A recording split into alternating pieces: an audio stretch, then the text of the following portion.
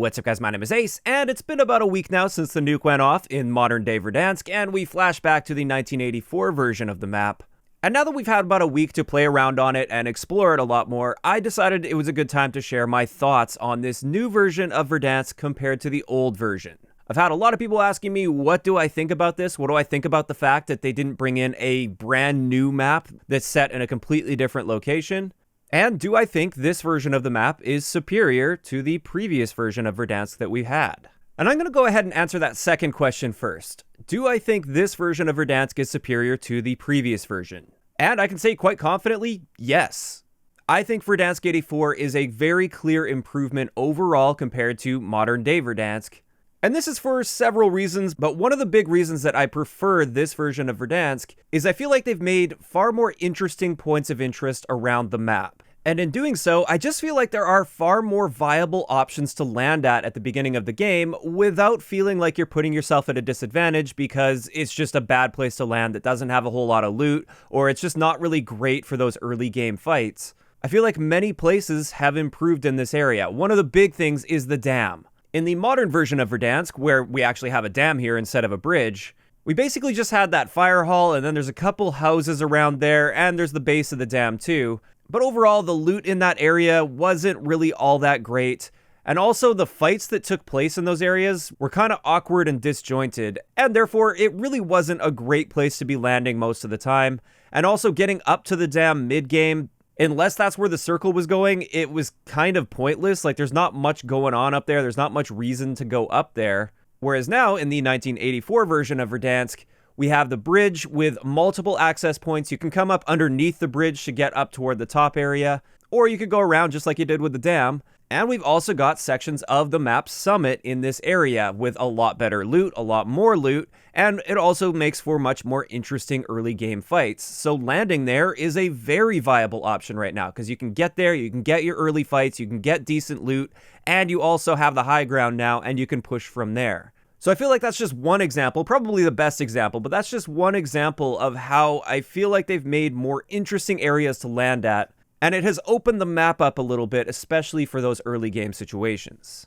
Additionally, going through area by area, even the areas that don't look like they've really changed all that much, there are many cases where they've just changed up little bits and pieces here or there. So you might have a very familiar looking area, but it actually plays a little bit different on the new map, which is really refreshing after playing essentially the same map for an entire year. I know they added a couple points of interest and stuff throughout the year, but they never really did enough to significantly change how the map plays, in my opinion, until Verdansk 84 came. When I first heard the rumors and saw the leaks that we were getting Verdansk 84, I was immediately quite skeptical about this because I was worried they would basically just add a couple points of interest and then maybe repaint some other areas of the map, and that's it.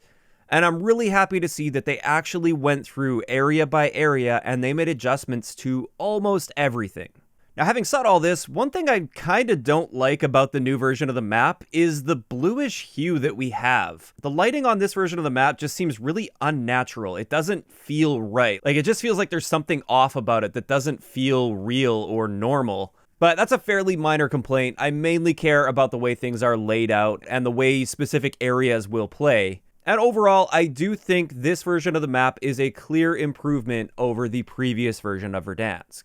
Now, so far, that's just me comparing the previous version to the new version of Verdansk. And overall, it's been quite a positive video. I've got quite positive thoughts when just comparing the two side by side. Having said this, though, I still stand behind what I was saying earlier when we first found out that we were getting a 1980s version of Verdansk. I would rather see a brand new map on a brand new location with a totally different layout, maybe a totally different climate, just something that feels truly new. As refreshing as it's been to play on this new version of Verdansk, and as much as I like the improvements they've made over the older, modern version of Verdansk, it's getting a little bit confusing because of the flashback thing. The simple fact is, this map is going to get stale much faster than a brand new map would have. Just 1 week later, I'm still quite excited about this map. I'm still learning a lot of new things every time I go into a building for the first time in this version of the map. It seems like I'm finding out that something has changed there, and I'm actually running into walls and stuff a lot because of that. But as time goes on, and once I learn all of these little changes that they've made, at the end of the day, we still have the same general topography and layout of the map. And therefore, I feel it's only a matter of time before this gets stale, and I already feel like the clock is ticking on that. Whereas if we would have gotten a brand new map, it would take much longer to learn this brand new map and learn the general layout, learn the good hotspots and locations that you want to be landing or staying away from. And the excitement around that would have lasted for much longer.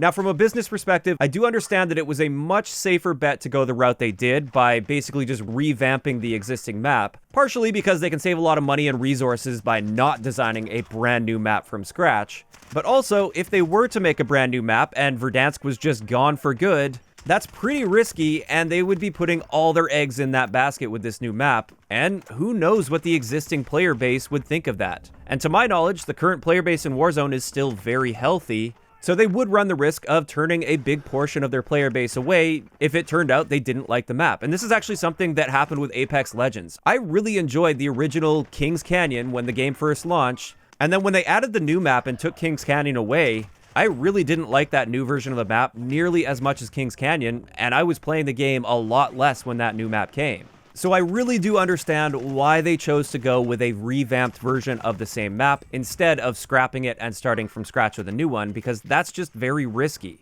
Ideally, if they have the player base to support it, I would have loved to see a brand new version of a map come, and then also keep Verdansk as an option as well. And they could either just have it so you rotate between the two maps randomly, so when you get into a game, you could be either on the new map or on Verdansk, it would just be a random selection. Or perhaps shift most of the focus to the new map, but still provide an option to play on Verdansk for those that like playing Verdansk. In either case, designing that new map from scratch would have required far more resources. So yeah, overall, if we're looking at the cost-benefit as well as the risk involved, this route that they went is probably the best decision for the business.